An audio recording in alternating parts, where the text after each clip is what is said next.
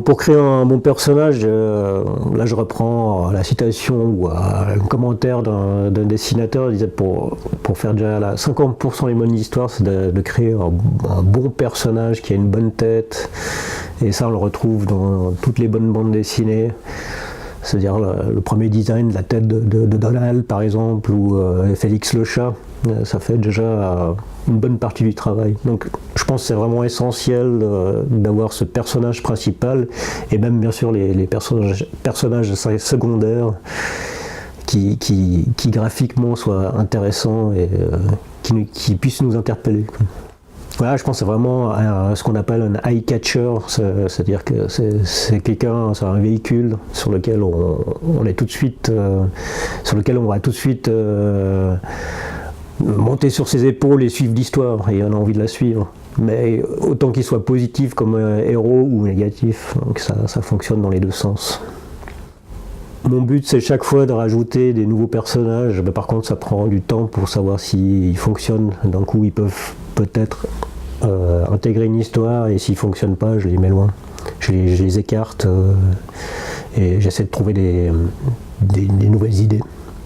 Ouais, les personnages sont comme des crayons dans mon domaine. C'est-à-dire que quand j'ai besoin d'une certaine couleur, c'est-à-dire un certain personnage, je prends ce crayon-là et je construis mon histoire. Après, j'ai besoin peut-être un peu de jaune, donc c'est un autre personnage, et je rajoute peut-être juste un poil de ce jaune pour compléter l'histoire. Après, je peux en mettre plein de couleurs ou en mettre une seule. Je dirais que ma recette pour créer des personnages, c'est principalement de partir de photographie. Moi, je suis quelqu'un qui travaille beaucoup avec la photo, donc je fais pas mal de recherches de photos, de portraits. J'ai besoin d'avoir comme ça un visage fort sur lequel je vais m'accrocher, sur lequel je vais pouvoir construire comme ça un personnage dessiné. Il m'arrive aussi de travailler sur la base d'observation du réel, c'est-à-dire de partir de carnets de croquis. Donc ça m'arrive assez souvent de dessiner dans les transports en commun, typiquement dans le train. Parfois, voilà, c'est un récit se construit autour d'un personnage et on va comme ça développer ce personnage, on va un peu lui mettre, on a l'ossature de ce personnage, on va l'habiller, on va lui mettre des muscles, on va lui mettre une peau, et petit à petit il va prendre sa place dans un récit. Pour moi, un personnage, c'est un profil psychologique d'abord. C'est-à-dire, c'est souvent des profils assez archétypaux, assez simples, dans lesquels on va pouvoir se projeter, dans lesquels on va pouvoir facilement lire un certain nombre d'émotions. Pour moi, un personnage, c'est un vecteur d'émotions. C'est pas qu'ils prennent vie vraiment en tant que d'un seul coup j'ai l'impression que je les connais, c'est qu'ils commencent à avoir une logique propre. C'est qu'ils ont une cohérence propre à eux-mêmes, et donc ils fonctionnent de manière, c'est pas autonome, mais ils fonctionnent de manière cohérente avec la manière dont ils ont fonctionné jusque-là. Donc on imagine que si le récit les amène dans une certaine situation, du coup ils vont de manière naturelle être fâchés, être émus, être outrés, être terrorisés, etc., etc. J'arrive pas à dire qu'ils sont vraiment vivants, c'est pas que même au moment où j'étais en train de faire le récit vraiment long, ils n'étaient pas en train de prendre vie à l'intérieur de moi, j'étais pas en train d'avoir l'impression de leur parler. Mais c'était des entités avec une cohérence propre. Et dans laquelle, évidemment, il y a des choses de moi qui apparaissent, il y a des choses d'amis à moi qui apparaissent, il y a des manières de parler de gens que je connais, ou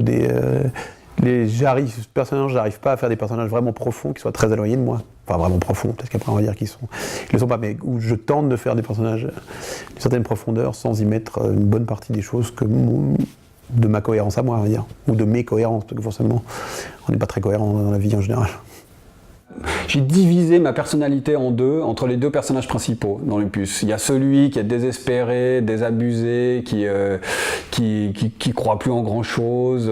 Mais d'ailleurs, ils échangent leurs traits de caractère. Les traits de caractère circulent entre les deux personnages au cours de l'histoire. C'est assez marrant.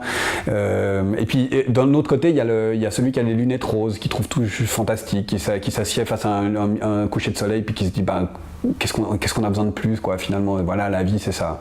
Et puis il y a l'autre qui est tout le temps désespéré, qui trouve que tout est compliqué dans les rapports humains, que ça vaut pas la peine, etc. Donc moi je suis toujours tiraillé entre ces deux, enfin comme tout le monde, hein. Moi j'ai besoin de personnages, j'ai besoin d'humains, j'ai besoin de me raccrocher à En fait le personnage c'est celui que je suis, dans le sens suivre.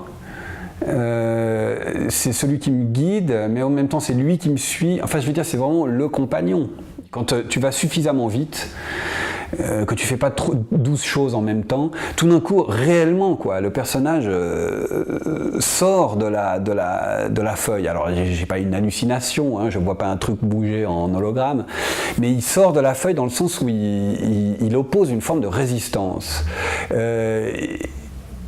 C'est très dur à expliquer ça, mais il y a une forme d'incarnation réelle du personnage, et là où toi t'es le maître total au début, tout d'un coup il impose une forme de caractère que t'as pas voulu lui donner complètement, quoi. Attends, mais c'est pas ce que j'avais prévu totalement là, qu'est-ce que t'es en train de devenir? Et ça se passe à ton insu, ça.